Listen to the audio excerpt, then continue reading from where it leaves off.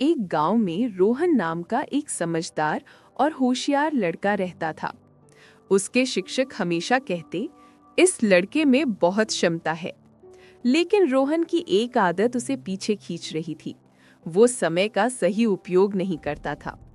वो पढ़ाई की बजाय दोस्तों के साथ खेलता, कभी मोबाइल पर गेम खेलता और हर काम को बाद में कहकर टाल देता था।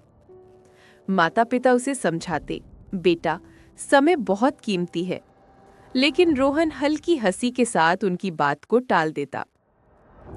एक दिन स्कूल में परीक्षा के परिणाम आए। इस बार रोहन के नंबर बहुत कम थे।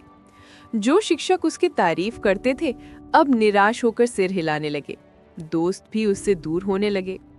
घर जाकर जब उसने अपने माता पिता को उदास देखा, तो रोहन को अंदर से बहुत बुरा लगा। उस रात रोहन अपने नाना जी के पास बैठा और बोला, नाना जी, मुझे समझ नहीं आ रहा कि मैं इतना पीछे कैसे रह गया। नाना जी मुस्कुराए और बोले, बेटा, गलती तुम्हारे दिमाग में नहीं, तुम्हारी आदतों में है। तुमने समय की कीमत नहीं समझी। रोहन ने पूछा, क्या समय इतना जरूरी होता है नाना जी?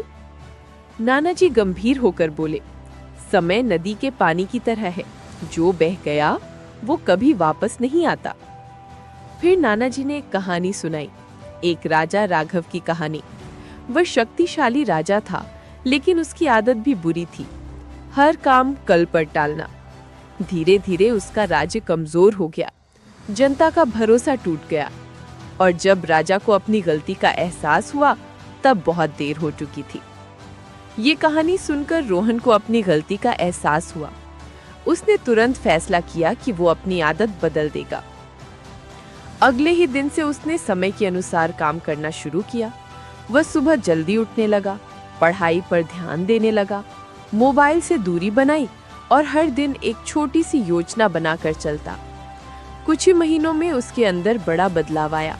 पढ़ाई में सुधार दिखने लगा, शिक्षक फिर से उसकी तारीफ करने लगे और अगली परीक्षा में रोहन कक्षा में प्रथम आया।